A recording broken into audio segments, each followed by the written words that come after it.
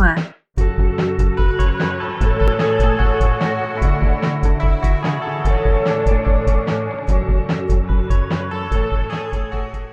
The Bergson family has come together to save their world from corruption by fighting monsters in Children of Morta. Is fighting alongside your family more fun?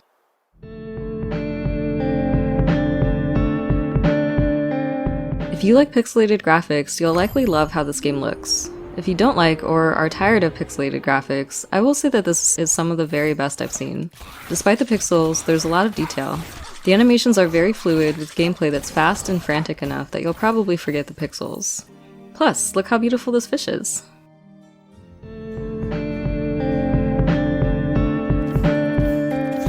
I've seen this game described as a roguelike, but it really only has a few roguelike elements. The dungeon layouts and temporary power-ups are randomized each run. If you die, you'll have to play through the dungeon again, but you'll keep any character experience or money that you gained.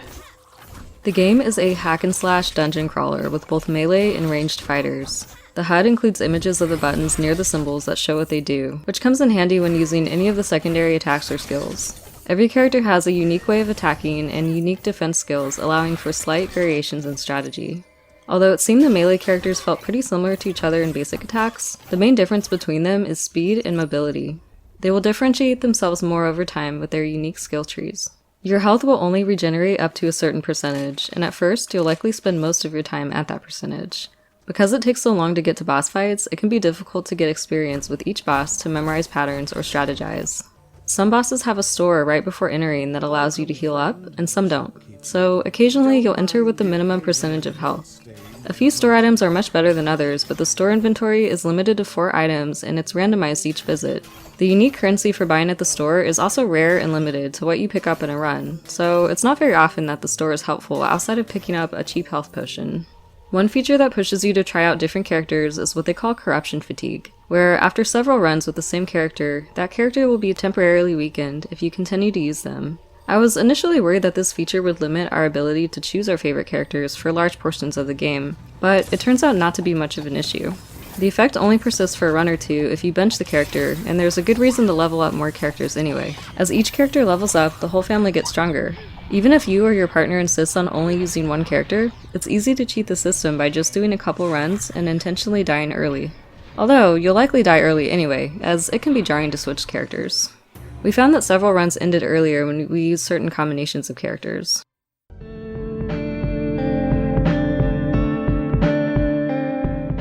The game can feel very grindy, with the amount of characters to level up and the amount of in-game currency needed to max out the family-wide upgrades. The characters you unlock later in the game seem to level up faster, which mitigates some of the grinding. Luckily, leveling up is fast and frequent for all the characters, up to a point. Grinding for money is the real struggle, as the upgrades that use it begin to cost a lot very quickly. But one of the best features of the game is that every run feels like progress in some way, whether it's finally seeing the boss, or just getting skill points and money to upgrade and hopefully do better next time. A good run through a dungeon can take 20 to 30 minutes, so the game is good for a short play session. Since the environments lack variety over time, seeing the same dungeon over and over again can feel repetitive over a longer session. Unfortunately, there's not much to the dungeons that you're fighting through. The levels aren't huge, but they're full of enemies. There's plenty to grind, but not a lot to explore. The dungeons are full of dead ends, and the most likely reward for exploring is a small stash of money or a temporary power-up that might or might not be useful. The best rewards are small story moments or side quests that add to the lore and atmosphere of the game, but some of the side quests drag on, requiring you to fight additional enemies that you can't avoid. If you fail, you will need to find and attempt the side quest again on a subsequent run, forcing you to watch the same cutscene each time. The worst side quests are escort missions, where you need to defend characters that have no sense of self-preservation. If you've completed the available side quests and seen all of the available cutscenes in an area, you will either see some dungeon-specific scenes repeated, or won't see anything new until you defeat the boss. Environments are randomized to a degree, but you'll begin to see patterns over time as you die and re-enter the same dungeon. There are moments where redoing the same dungeon seems to give similar layouts and enemy respawn points. In one dungeon that took us a long time to complete, we noticed the second level of the dungeon always seemed to have a large swarm of very powerful enemies at the start. This was great for grinding, but made progress very difficult, until we decided it would be easier to just run through the enemies and find a colored gate, which enemies cannot pass, but your ranged attacks can. It's also possible to simply run to the exit if you really want to get out, but this takes some coordination when playing co-op. Although there's very little to differentiate dungeons visually, they will occasionally offer unique enemies.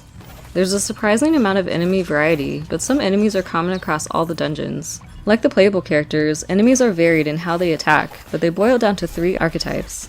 Enemies that swarm or rush you for melee attacks, enemies that avoid you and fire ranged attacks, and enemies that affect the ground or put up walls to slow you down or damage you over time. Occasionally, enemies are highlighted with yellow or red. These otherwise look and act just like standard enemies, but they have special attacks, like summoning acid pools, more enemies, or sometimes even meteorites. Defeating them generally grants you more money. Not all enemies are equally dangerous or difficult, but even the least dangerous are damage sponges that take longer than you would think to kill.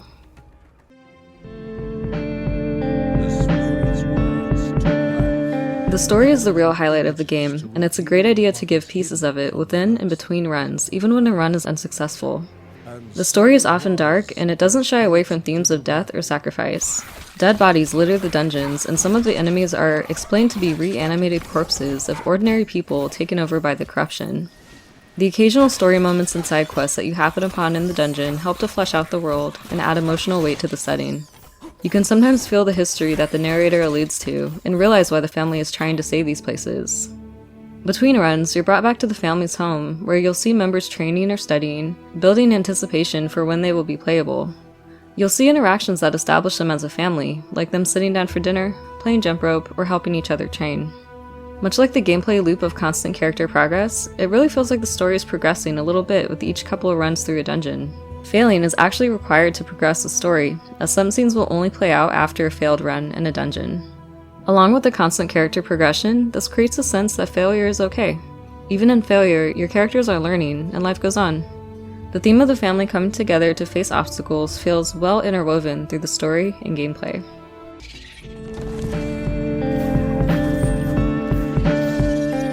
For the most part, the game runs smoothly, but there are a few noticeable issues. Load times are pretty long.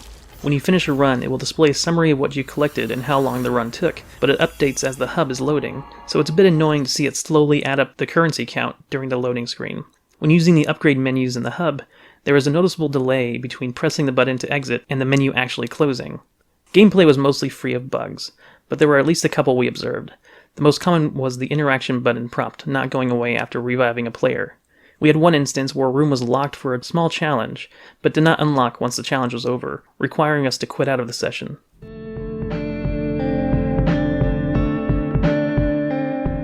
Co-op makes sense for this game, and not just from a gameplay perspective, but on a thematic level as well. The story is about a family coming together to fight the corruption and save their world. It makes sense that they would enter dungeons together to protect each other and achieve their common goal. This is exemplified by several of the persistent skills and powers gained as each character levels up. Not only do the skill trees of each character improve the individuals, but they improve the family as a whole, such that some characters will have an effect on runs that they aren't even in. Single player actually makes less sense thematically, as it feels less likely that one family member at a time would try to face the challenges on their own. The short sessions make co-op more viable, and the constant feeling of character progression makes even short co-op sessions worthwhile for both players. The mob of enemies feels a little less daunting with someone to help, even if one of you is less experienced with games. It's great to have that extra chance of continuing a run if your partner is able to revive you, but reviving actually takes quite a bit of time, so it will require some skill or a lot of luck to live long enough to help your fallen partner. Sometimes fallen characters will be pulled into traps, which makes reviving them a challenge, or even impossible.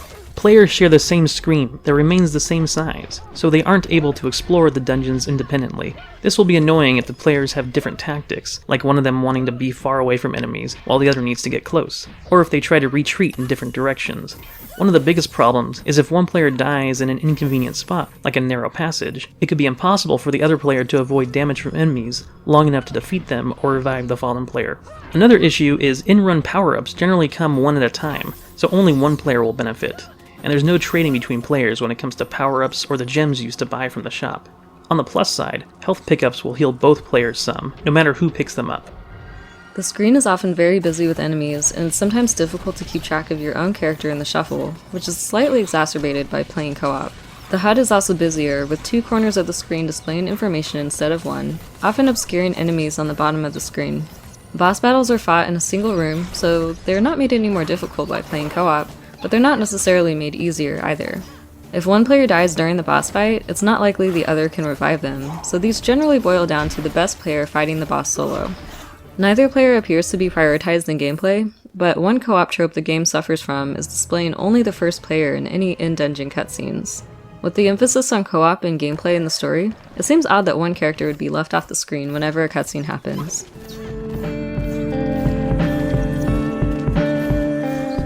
I wasn't sure how much I would like this game as someone that doesn't play a lot of roguelikes, and frankly, the best elements of the game are those that separate it from the genre.